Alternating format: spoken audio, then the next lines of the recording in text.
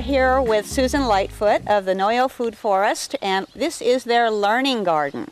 Today we're going to be walking through the garden and picking some produce so that we can use it in our culinary demonstration a little bit later on. Welcome to Vegetarianism, the Noble Way of Living. We are going to be spending some time outdoors today and tomorrow in sunny Northern California, USA, to harvest organic veggies and prepare a fresh, delicious vegan meal later on. Our guest hosts today are Sherry Soria and her husband Dan Latterman. As an author, chef, and founder-director of the renowned Living Light Culinary Arts Institute, Sherry is often regarded as the mother of raw food gourmet cuisine. She has helped instruct and certify hundreds of raw food chefs through Living Light, including world-famous chef Roxanne Klein, chef Chad Sarno, and chef Elena Love. A vegetarian for over 4 decades and well accomplished with numerous awards, Ms. Sherry Soria shares in an interview what she finds most gratifying. My devotion to teaching vegetarian foods for 35 years has saved the lives of countless innocent animals, and that dwarfs any of my other accomplishments. Let's join Sherry and Dan to learn more about organic community gardens.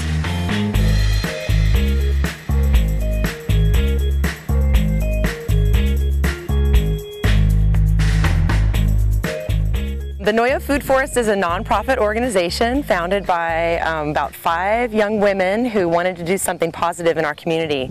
And we decided that a great way to do that would be to start gardens throughout town.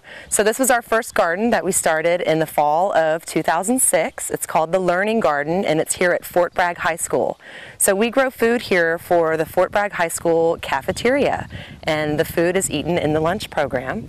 We have classes in organic gardening. We do a lot of community events and outreach and education just to get more people growing their own food and to bring people together. And we've noticed a real resurgence of people growing their own food in the last couple years, and we'd like to think that maybe we had a little something to do with that. You absolutely did. And one of the things that is really most important is building good soil. So I'd like you to take us over to the compost pile now and teach us a little bit about composting. Sounds good. So this is where it all begins, right here in the compost pile.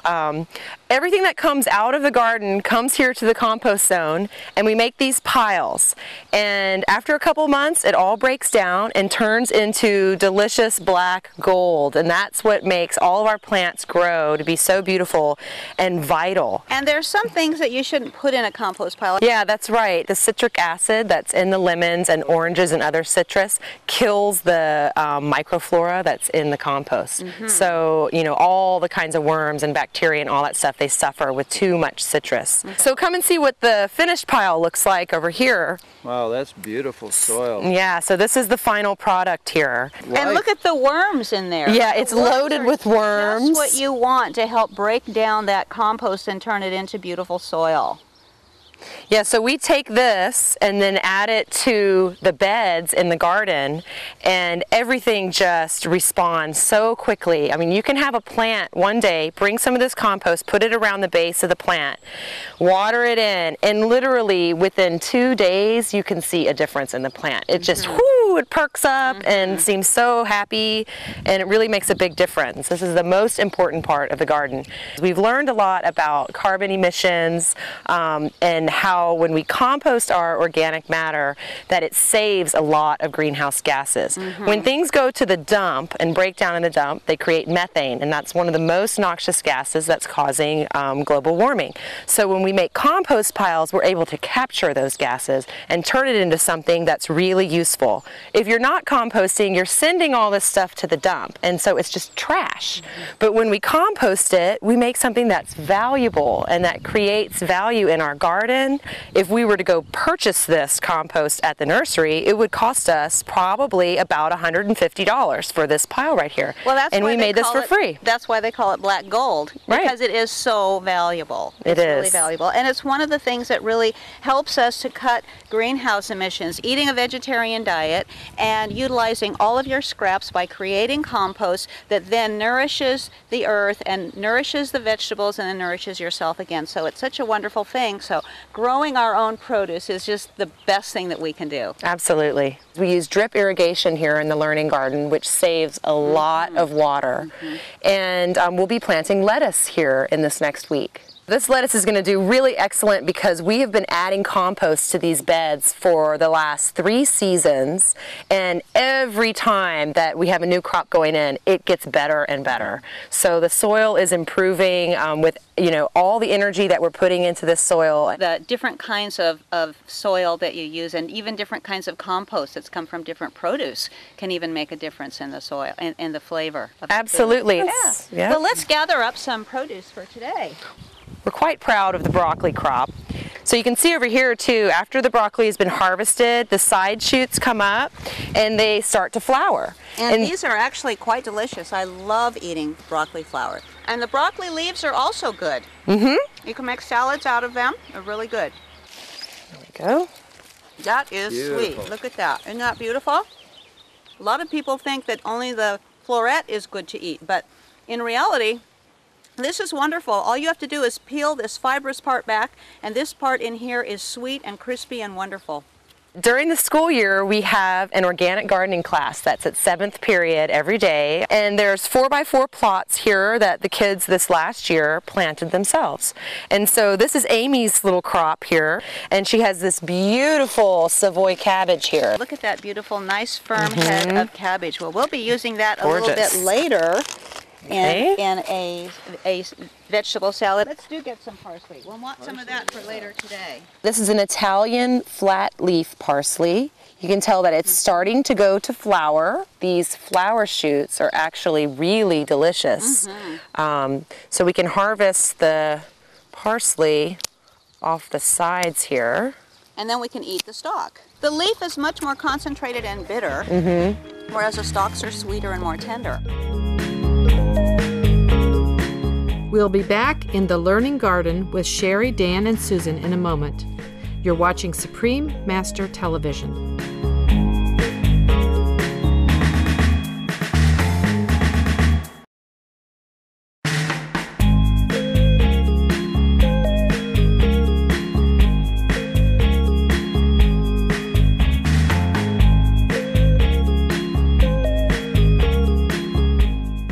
Welcome back to Vegetarianism, the Noble Way of Living. Today we are harvesting organic vegetables at the Learning Garden with Susan Lightfood from Noyo Food Forest.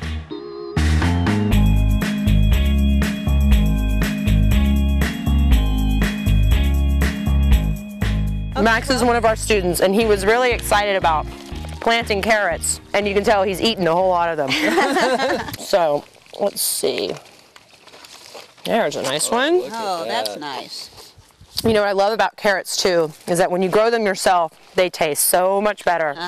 And they smell sweet. That smells very sweet. Really sweet. Yeah, that's one of the things when carrots aren't grown in the right soil or under the right conditions, they can become very bitter. So, and it's so wonderful for children to be able to pick something in the garden and just eat it. And that's so great about your garden, because the roots are edible, which are, in this case are the carrots, the tops, and then even if there's something that's not used, it goes back in the compost and gets recycled back in and makes a beautiful garden grow the next time around. That's right. That's right. Nothing is wasted. No waste whatsoever. Yep. And even the flowers, when we allow things to go to flower, go to seed, they're feeding the bees and the butterflies and birds and bringing everything into the garden and also creating a beautiful garden. On Thursday, Chef Sherry Soria will show us how to create a wonderful kale coleslaw with our organic harvest. Let's collect some organic kale for a refreshing culinary creation later. There's 2 different kinds of kale here, actually. Here we have some dino kale. This is what it looks like when it's growing. Beautiful Some leaves. people call it dinosaur kale. And here we have a flat leaf kale. And this is actually called, what is that called? Lacinato. And sometimes called curly kale. And we definitely are going to be using kale today, so let's cut some of that. Beautiful. Such a deep, rich green color, too. Okay. So, And we could so take some of the nutritious. other type of kale, and then our viewing audience can see how I use the 2 different kinds of kale. This is another kind of broccoli.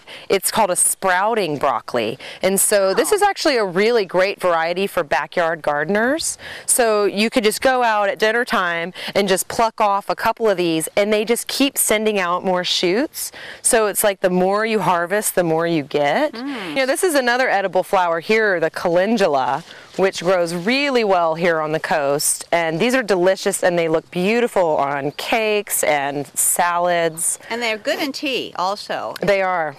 And also we have the edible chrysanthemums that are just volunteers here in the garden.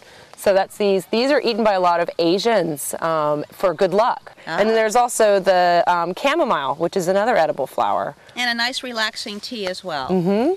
What's really nice about peas in a garden is that we're able to harvest food off of them, but they also fix the nitrogen in the soil. So most plants take nitrogen from the soil, and peas are one of the few that actually put it back in.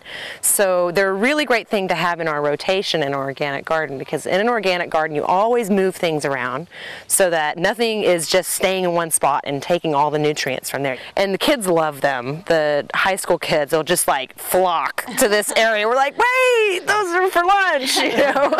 We've been growing some vegetables for Redwood Elementary's nutrition program. They have a snack program that was paid through some kind of grant that allows them to do fresh fruits and vegetables kind of midway before lunchtime. We planted a whole box of carrots this winter in our greenhouse, and they were the most delicious carrots, and they were, you know, for this program. And this teacher wrote an email to us. She's like, you're gonna love this. We brought out the carrots today, and the kids were kind of, not sure, you know, okay, we'll try these. And this one kid tries one, he goes, I didn't know I liked carrots. You know, we were like, yay, we're doing our job. That's what it's all about. Yeah, and you know, kids, if they're given that opportunity, respond so favorably. I think we have to give our kids more credit for making the right choices. So many times we just assume that they're not going to like something like that, when in fact, given the choice, they will. Yeah, I've definitely seen that with kids here in the garden, that if they participate in planting it and harvesting it, then they are so much more likely to try it. And even, you know, weird stuff that they've never heard of, like Jerusalem artichoke and yacon and some of these more kind of exotic foods that we've been trying here. And one of the kids this year, after I introduced them to Jerusalem artichoke, he planted it in his bed. So we have a little 4x4 block of Jerusalem artichoke because he was convinced that it was really good stuff. It is.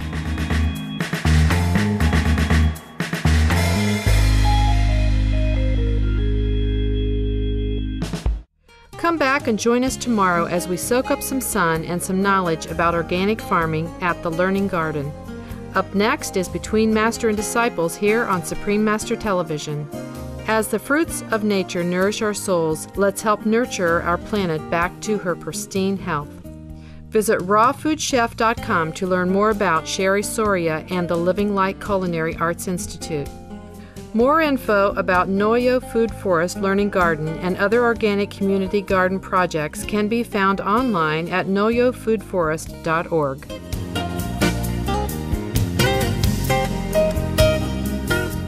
For more details, please visit www.suprememastertv.com/veg.